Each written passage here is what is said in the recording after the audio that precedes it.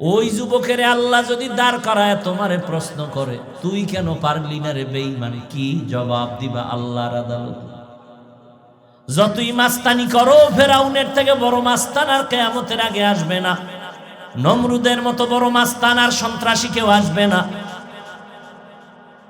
ওই নমরুদ, ওই ফেরাউনের অবস্থা কতটাই যে খারাপ। টাকার অভাব ছিল না, ক্ষমতার অভাব ছিল না, চেহারা কত সুন্দর ছিল, লম্বা দাড়ি ছিল ফেরাউনের।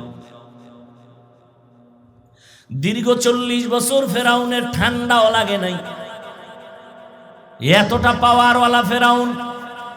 আমরা মুসলমানেরা তো ওদের মানি না, কারণ ইমানের কারণে, কিন্তু বেঈমানেরা তো ওদের মানার কথা। বেঈমানেরাও ফেরাউনের নাম শুনতে পারে না, নমরুদের নাম শুনতে পারে না। যদি পারত ওদের ছেলে মেয়েদের নাম ফেরাউনের সাথে মিলাইয়া রাখত। সারা দুনিয়াতে একটা বেঈমানের ঘরেও ফেরাউন, নমরুদ, হামান, কারুনের নামে কোনো সন্তান নাই। ওই জীবনের লাভ কি রে বাবা? ওই 5 তলা বিল্ডিং কইরা লাভ কি, যেই বিল্ডিং এ তুমি ঘুমাইতে পারবা না? দুদক তোমারে নোটিশ দিবে, হিসাব দাও, ঘুম হারাম হয়ে যাবে। ডাক্তার বলবে শক্ত বিছনায় ঘুমা, নরম না। ওই টাকা দিয়া কি হবে, যেই টাকা নিজে ভোগ করতে পারবো না? শত্রু আমার জীবনটা কেড়ে নেবে টাকার কারণে। ওই টাকার কোনো মূল্য নাই। ও আল্লাহর বান্দা, ওই সন্তানের বাবা হয়ে কি লাভ হবে, যেই সন্তানের কারণে বাবার সম্মান চলে যাবে? কেমনে বুঝাইলে যে বুঝবারে যুবক? তোমার মতো যুবক 5 ওয়াক্ত নামাজ পড়ে, লম্বা দাড়ি পাগড়ি আছে, লম্বা জামা আছে, ঢাকা বিশ্ববিদ্যালয়ে পড়ে, জাহাঙ্গীরনগরে পড়ে, পিছন দিক দিয়া তাকাইলে মনে করবা বাইতুল মুকাররমের খতিব, অথচ জীবনে মাদ্রাসায় পড়ে নাই। তাহলে এই লাইনে কেমনে আসছে? বলে কোরআনওয়ালাদের সাথে ভিতরে ভিতরে কানেকশন রেডি রাখছে। এই যে এতক্ষণ চিল্লাইলাম, একটা বারও কিন্তু আমি কাউকে বলি না এই যুবকেরা আমার মতো পাস করলি পর না হয় জাহান্নামে যাবি, একবারও বলি নাই। তাবলিগে যাবি না হয় গুনাহ হবে, একবারও বলি নাই। পীরের কাছে না গেলে জাহান্নামে যাবা, একবারও বলি নাই। স্কুল কলেজ ছেড়ে দিয়া মাদ্রাসায় আসো, তাও বলি নাই। কি বললাম?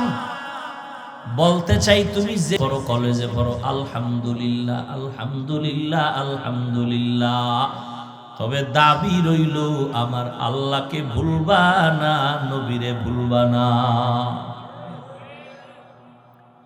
আমার আল্লাহর হুকুম মতো চলো, নবীর তরিকা মতে চলো, মা বাবার দোয়া নিয়ে চলো, ওলামাদের পরামর্শ নিয়ে চলো, মুরব্বীদের দোয়া নিয়ে চলো। স্কুলে পড়ে ডাক্তার হও, ধন্যবাদ। ইঞ্জিনিয়ার হও, আলহামদুলিল্লাহ। তুমি একজন প্রফেসর হও, আলহামদুলিল্লাহ। আমার দেশে ডাক্তারের বড় অভাব, আমার দেশে ইঞ্জিনিয়ারের বড় অভাব, আমার দেশে প্রফেসরের অভাব। তবে ওই ডাক্তার চাই আদর্শবান ডাক্তার, আদর্শবান ইঞ্জিনিয়ার চাই, আদর্শবান প্রফেসর চাই রে বাবা। ভালো জীবন তৈরি করে নাও। তুমি শুধু বাঞ্ছারামপুর এলাকার একটা যুবক না, তোমার দিলটারে বড় করে নাও। তুমি যদি ডাক্তার হও, বাঞ্ছারামপুরের ডাক্তার হলে লাভ নাই। দিলকে বড় বানাও, সাহস বড় করো। তুমি জাতীয় ডাক্তার হবা, আন্তর্জাতিক মানের ডাক্তার হবা।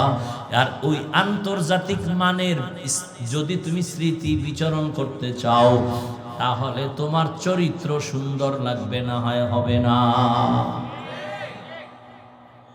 তোমার চরিত্র আদর্শ সুন্দর, তোমার ব্যবহার ভালো, মা বাবার দোয়া নিয়ে চলবা, বেয়াদবি করা যাবে না, আলেমদের সাথে মুরব্বীদের সাথে খারাপ আচরণ করা যাবে না। ওইভাবে চলো, কোনো বাধা নাই। আমি সব সময় বলি, এই যুবকেরা, যাদের লেখা ইংরেজি বই পইরা ইংলিশে কথা কও, চিন্তা করো যে বইটা লেখছে তার কপাল কত ভালো, যে তার বইটা সারা কলেজ ভার্সিটির ছেলে মেয়েরা কবুল কইরা নিছে। তোর মতো মোবাইলে আকাম করলে তার জীবন এইভাবে চলতো? নষ্ট কোথাকার।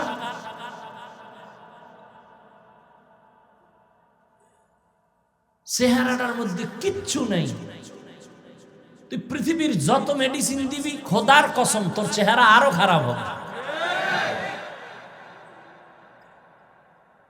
এই গুনাহ কইরা চেহারা যেই নষ্ট করছো, আল্লাহর কসম পৃথিবীর কোন মেডিসিন তোর চেহারা ভালো করতে পারবে না, বরং যত দিবি চেহারা আরো নষ্ট হবে। এটা তো জাহিরি নষ্ট, আর বাতিনি ভাবে তোর চেহারার মধ্যে কোনো আলো থাকবে না। অর্থাৎ কেউ তাকাইলে যে একটু দিলের আকর্ষণ হবে, আকর্ষণ হবে না, ঘৃণা লাগবে। আমি খুব আনন্দের কথা বলতেছি না তো দাঁত বের করে হাসো কেন?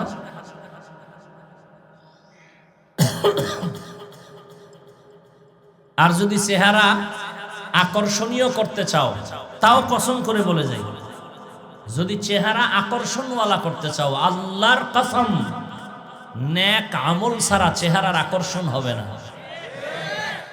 বেশি নেক লাগবে না, 5 ওয়াক্ত নামাজটা ঠিক মতো পড়, মোবাইলে কারোর সাথে কোনো গুনার কাজ করবি না, কারোর সাথে আচরণ খারাপ করবি না, মা বাবার দোয়া নিবি, আলেমদের দোয়া নিবি, মুরব্বীদের দোয়া নিয়ে চলবি। এই যুগে তোর মতো ভালো সন্তান আর কেউ হতে পারে না। কথাগুলো দিলের মধ্যে একটু আঘাত লাগে, যদিও মাপ চেয়ে নিচ্ছি, কাউকে দূরে ঠেলার জন্য বলছি না, তোর জীবন সুন্দর হোক এই নিয়তে বলতেছি। বাঞ্ছারামপুরের সিপাহে পরে থাকবি সেজন্য বলছি না, তুই মরে গেলেও যেন আমার দেশ জাতি স্মরণ করে তোর নাম আনন্দের সাথে। কাজী নজরুলকে স্মরণ করো, রবীন্দ্রনাথের ইতিহাস পড়ো, তো তুমিও এই রাস্তায় ধারায় আদর্শ নিয়ে চলো, মরে গেলেও তুমি অমর ইতিহাসের পাতায়। আমার বাড়ি কুয়াকাটা, কে চিনতো আমার বাবাকে, কে চিনতো আমাকে? মানুষ উপরে উঠতে হলে টাকা লাগে, উপরে উঠতে হলে সিঁড়ি লাগে, ক্ষমতা লাগে। আর আমার তো টাকা না, ক্ষমতা না, সার্টিফিকেটও নাই। পড়ছি কওমি মাদ্রাসায়, যেখানে পড়লে তোরা আমগো গালি দাও যে ওখানে পড়লে চাকরি নেই, সার্টিফিকেট নেই। তো তুই সার্টিফিকেট দিয়ে কতটুকু আগাইছো, আর আমি সার্টিফিকেট ছাড়া আমার মাওলায় আমার কতটুকু আগাই দিছে, আর কেমনে বুঝাইলে বুঝবি বল?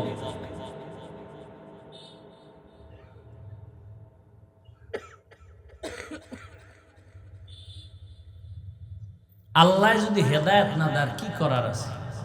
নবীর মতো ব্যক্তির বয়ানও আবু জাহিল্লা কালেমা পড়ে না, আমরা কি?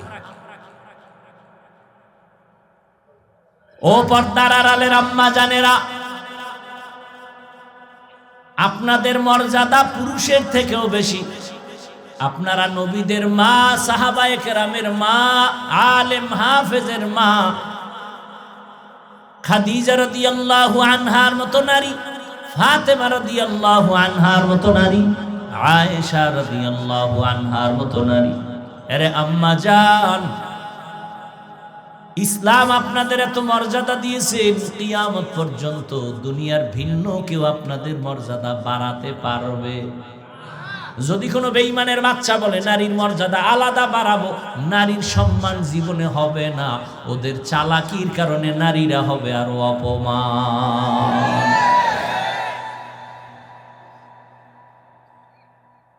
নারীদের এত সম্মান আমার আল্লাহ কিয়ামত পর্যন্ত বেড়ে থাকবে, সম্মান নিচে নামবে না, সে ব্যবস্থা আল্লাহ করে দিয়েছেন স্থায়ী।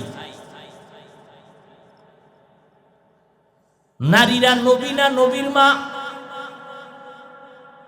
সাহাবী না সাহাবীর মা,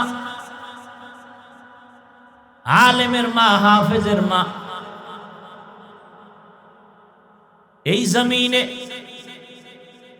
এত মর্যাদা নারীদের দিছেন, হাসরের ময়দান যেদিন কায়েম হয়ে যাবে, আমার আল্লাহ কোটি কোটি কোটি কোটি সহস্র কোটি মানুষের সামনে যখন বলবেন, আমার বন্ধু মুহাম্মদের হাতে প্রথম ঈমানের দাওয়াত কে কবুল করেছো, দাঁড়াও, আমি সবার সামনে আমার কুদরতের হাতে পুরস্কার দিব। এই আম্মা জানেরা, ভালো করে শুনেন, কোটি কোটি হাজার লাখ কোটি মানুষের সামনে কোনো পুরুষ দাঁড়াতে পারবে না। একজন নারী দাঁড়ায় বলবে, মুহাম্মদের হাতে আমি নারী প্রথম কালেমা পড়েছি, খাদিজা, আমি নবীর স্ত্রী।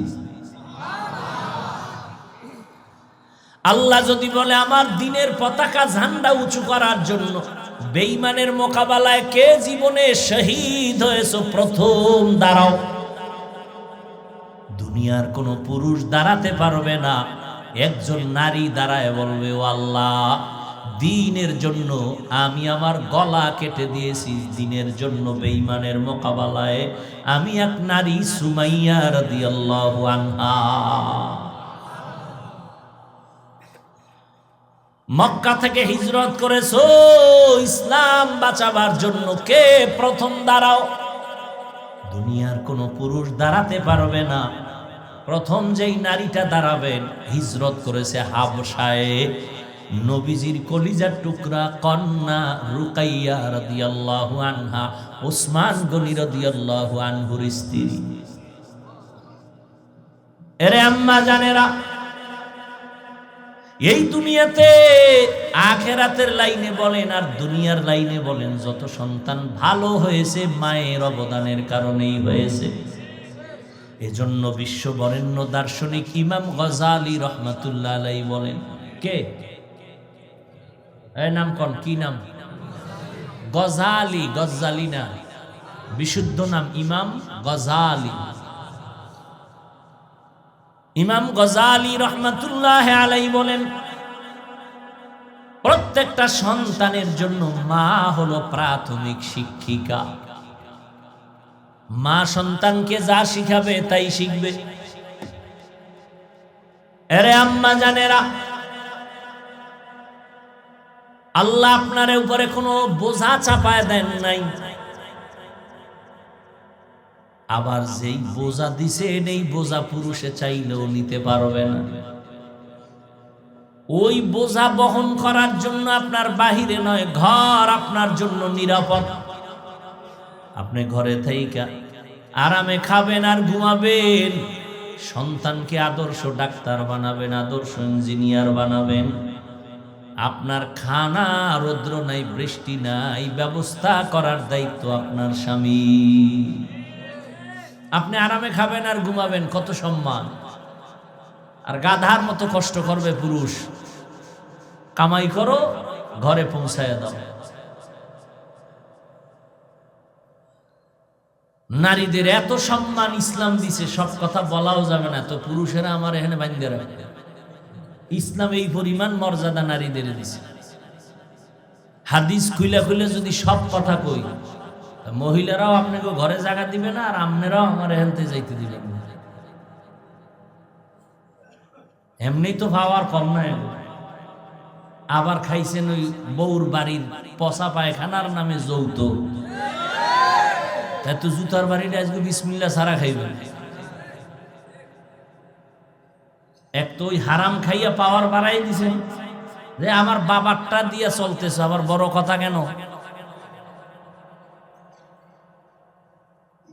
এই যারা যৌতুকের সাথে জড়িত, যারা দেয় যারা নেয়, সবগুলো জালেম, সবগুলো ডাকাত, সবগুলো সন্ত্রাসী, চাঁদাবাজ। আসতে বলেন কেন? মজা পাইছেন খাইয়া না?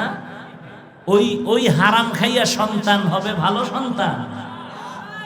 এত সোজা? আল্লাহ আপনি সবাইকে হেদায়েত দান করুন। বিয়া করবেন একটা নারীকে, নারীর পুরো বডি আকর্ষণ, চেহারা আকর্ষণ, নজর দিলেও আকর্ষণ আছে না নাই? যে বিয়া করবে সেই শুধু নারী দেখবে, অন্যের নজর দিয়া তার চেহারার আকর্ষণ যেন ভাগ করে অন্য নিতে না পারে। কতটা নারীদেরকে সেভ করছে ইসলাম। বিয়ার তারিখ ঠিক হয়ে গেছে, নারীর বাড়ি অনুষ্ঠান করা নিষেধ। অনুষ্ঠান হবে ছেলের বাড়ি, মেয়ের বাবার একটা টাকা খরচ করা যাবে না। মেয়েটারে 16-17 বছর বাবায় কষ্ট করে বড় বানাইছে, এর ঋণ তুমি কেমনে আদায় করবা? মেয়েটার বাড়ি অনুষ্ঠান না, মেয়ের অনুষ্ঠান হবে ছেলের বাড়ি, ছেলে খাওয়াবে। এরপরও যদি সমাজ রক্ষায় যায়, এমন বেশি যাওয়া যাবে না যে মেয়ের বাবার কষ্ট হবে। ইসলাম কতটা নারীকে সেভ করেছে, কতটা তার সম্মানকে রক্ষা করেছে। যৌতুকের তো প্রশ্নই উঠে না। 1 টাকা খাওয়া যেমন হারাম, 1 লাখ খাওয়াও তেমন হারাম। আর যৌতুক ছাড়া 100-র মধ্যে 99টাই যৌতুক।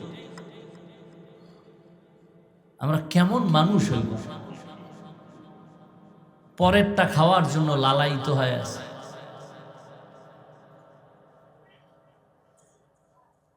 আল্লাহ সবাইকে বুঝার এবং আমল করার তৌফিক দান করেন। ও যুবকেরা, তুমি পুরুষ, স্বাধীনভাবে তুমি দ্বীনের উপরে চলবা, কারো কাছে মাথা নত করবা না হারাম পন্থায়। 2 হাত দিয়া কামাই কইরা নিজের পায়ে দাঁড়াইয়ে এরপরে বিয়া করো, যেন কেউ তোমাকে একটা বাঁকা কথা বলতে না পারে হারাম খাওয়ার কারণে। আল্লাহর উপরে ভরসা করো, দেখবা সব ব্যবস্থা আল্লাহর পক্ষ থেকে হয়ে যাবে। এতক্ষণ কি বুঝাইতে চাইলাম বাবা, যেই লাইনেই থাকো আমার আল্লাহকে বলিও না, নবীর আদর্শ ছাড়িও না। স্কুলে পড়ো, কলেজে পড়ো, মা বাবার দোয়া নিয়ে চলিও। মা বাবার দোয়া ছাড়া কোনোদিন তোমার সফলতা আসবে না। ওই মায়ের দোয়া ছাড়া পরীক্ষায় ভালো নাম্বার কিন্তু পাও নাই, যতই মাস্তানি করো। মা বাবার দোয়া ছাড়া কিন্তু মানুষ হতে পারো নাই। মা বাবার চোখের পানি আর কান্নার কারণে আজকে আমি চেয়ারে বসছি। মা বাবার দোয়া চোখের পানির কারণে তুমি টাকার মালিক, বাড়ির মালিক, গাড়ির মালিক হয়েছো রে বাবা। ওই মা বাবার চোখের পানি তুমি অযথা ফালায়ও না। যদি কষ্টই দিয়া থাকো, মোনাজাতে কান্না করে দোয়া করিও। বাসায় যদি মা থাকে, মায়ের কাছে মাপ চাইও, কারণ এটা বান্দার হক, আমার আল্লাহ ক্ষমা দিবেন না যদি মা বাবায় ক্ষমা না করে। মোবাইলের কারণে মায়ের সাথে কি পরিমাণ বেয়াদবি করেছো, বাবার সাথে করেছো, শিক্ষকের সাথে করেছো। মোবাইলে এমবি আর টাকার জন্য কি পরিমাণ মা বাবার টাকা চুরি করেছো। মা বাবায় যখন দেয় না তখন অন্যের দিকে তুই হাত বাড়াইছো। কেউ জানে না, আমার আল্লাহ জানে। মোবাইল তো চালাবি, জিব্রাইলে নিষেধ করলো ফিরবি না। মান্নত করছো, এইটা লইয়া জাহান্নাম পর্যন্ত ঠেকায় দিবি। তবে পরামর্শ দিয়া যায়, যেহেতু চালাবি, ফিরবি না জীবনে, তো মাঝে মাঝে আমার পরামর্শগুলো মানিস, ফায়দা হবে। তোমার লাইনে তুমি বড় হও, আমি ওই পরামর্শটা দিয়ে গেলাম। আমি একবারও কিন্তু বলি নাই তুমি যদি বড় হতে চাও আমার মতো হুজুর হও, একবারও বলি নাই। তোমার লাইনে থেকে তুমি বড় হও, বুক ফুলাইয়া চলো, তবে চরিত্র ঠিক করো। মানুষের অমূল্য ধন চরিত্র।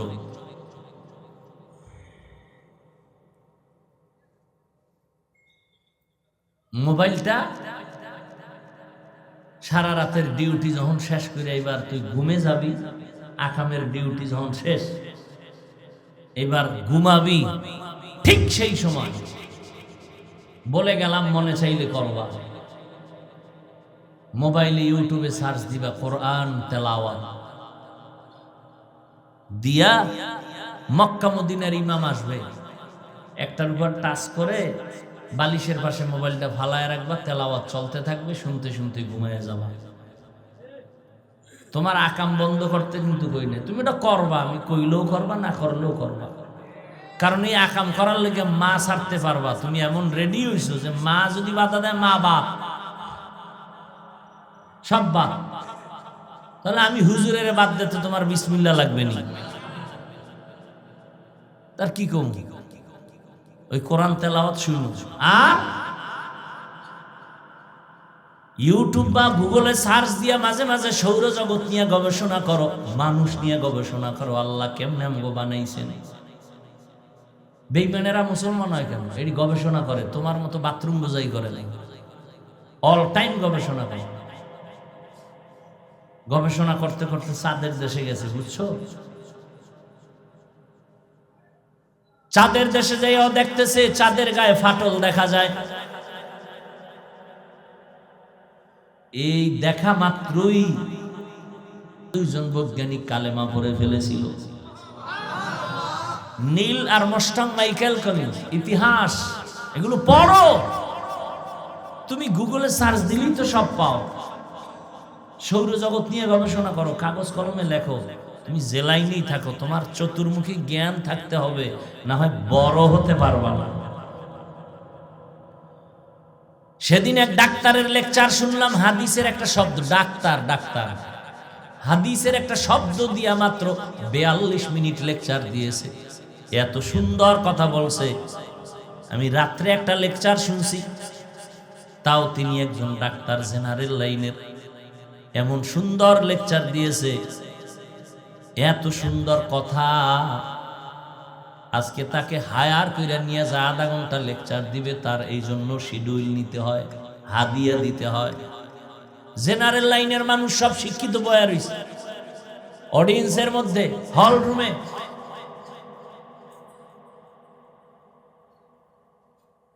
কত সুন্দর জীবন তার, কত সম্মান তার।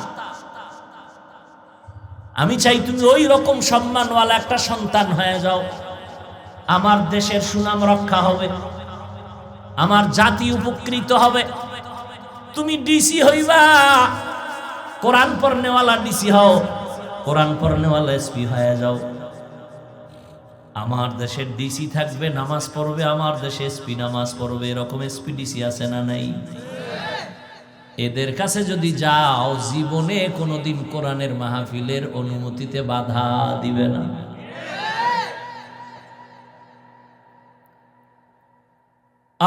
কেমনে বুঝাইলে বুঝবেন জানি না। আল্লাহর কাছে দোয়া করি, আল্লাহ দিলের মধ্যে বুঝ দান করেন। কলবের মেহনত, দিলের মেহনত। কলব যার ভালো, পুরা মানুষ ভালো। কলব যার খারাপ, পুরা মানুষ খারাপ। গুনাহ করলে কলব খারাপ হয়, নেক আমল করলে কলব পরিষ্কার হয়। আর এই জন্য ডাক্তার লাগবে, কলব পরিষ্কারের জন্য চিকিৎসক লাগবে। চিকিৎসক হলো আল্লাহর প্রিয় বান্দা, ওলিয়া উলিয়া। আল্লাহওয়ালা যারা, যাদের জবানে বরকত, চোখের চাহনির মধ্যে বরকত। আল্লাহওয়ালারা জবান দিয়া পানির মধ্যে ফু দিলে এত বরকত কেন? কারণ তোমার জবানটা না পাক, তুলনামূলক আল্লাহওয়ালার জবান পাক। তুমি মিথ্যা ছাড়া কোনো কথাই বলো না। মিথ্যা তো বলি, ইডারে আরো কঠিন করে কসম দিয়া, মানে আরো মজবুত করো। আবার যুক্তি দেয়, মিথ্যা না বললে ব্যবসা চলে না। এই জন্য আল্লাহওয়ালা যারা, উলামায়ে আহলে হক, এদের কাছে যাও, এদের দোয়া নিয়ে চলো রে বাবা। জীবনে যত অপরাধ করেছো, মনে মনে তওবা করে নাও। আল্লাহকে মনে মনে বলো, কাউকে শুনানোর দরকার নাই। ও আল্লাহ, এই জীবনে তো কম অন্যায় করি নাই। হাতের দ্বারা, জবানের দ্বারা, চোখের দ্বারা। আমার মা বাবা ভাই বোন কেউ জানে না, তুমি জানো আমি কত বড় অপরাধী। গোপনে তোমার কাছে তওবা করে নিলাম। জীবনে কম নামাজ ছাড়ি নাই, আজ থেকে আর নামাজ ছাড়বো না, আর বেপরদায় চলবো না, আর দাড়ি কাটবো না, মা বাবারে কষ্ট দিব না। ওলামায়ে কেরামের পরামর্শ নিয়ে নবীর সুন্নত অনুযায়ী চলবো। আমার মতো যুবক স্কুল কলেজে পড়িয়া, চাকরি করে, ব্যবসা করে, নামাজ যদি ধরিয়া রাখতে পারে, আমি কেন পারবো না? মনেরে বুঝাও। তোমার মতো যুবক রাস্তায় গাড়ি চালায়, নামাজ ছাড়ে না, কৃষি কাজ করে, নামাজ ছাড়ে না, নদীতে মাছ ধরে, নামাজ ছাড়ে না, তুমি কেন পারবা না? আল্লাহর কাছে তওবা করো আর বলো, আল্লাহ শয়তানের ধোকায় পড়ে করেছিলাম, আর করব না। আল্লাহ কয়, তুই 40, 50, 70 বছরও যদি গুনাহ কইরা তওবা করো, একটা সেকেন্ডের মধ্যে আমি তোর জীবনটারে পবিত্র বানায় দেব, গুনাহমুক্ত করে দিব। আল্লাহর কাছে চোখের পানি ছেড়ে দোয়া করো। কান্না আসে না, চোখে পানি নাই, দিল গুনার কারণে পাথর হয়ে গেছে। আল্লাহর কাছে কান্নার চেষ্টা করো, মা বাবার দোয়া নাও, দেখবা কপাল খুলে যাবে। আলেমদের দোয়া নিও, দেখা হলেই দোয়া নিও, কারো থেকে বরদোয়া নিও না। নবীর তরিকায় চলবা। মনটা যদি তৈরি হয়, মুনাফিকি না হয়, তুমি তওবা করিয়া আল্লাহর পথে চলবা। স্কুলে পড়ো, কলেজে পড়ো, চাকরি করো, ব্যবসা করো, নামাজ ছাড়বা না। আর কোনোদিন মা বাবার সাথে বেয়াদবি করবা না। তওবা করার মতো যদি অন্তর তৈরি হয়, খাঁটি তওবার নিয়তে দুটো হাত আল্লাহকে দেখায় দাও। আয় আল্লাহ, আমাদের হাতগুলো কবুল করে নেন, তওবা কবুল করে নেন। আমাদের তওবার উপরে মজবুত হইয়া চলার মতো তৌফিক দান করেন। আমিন।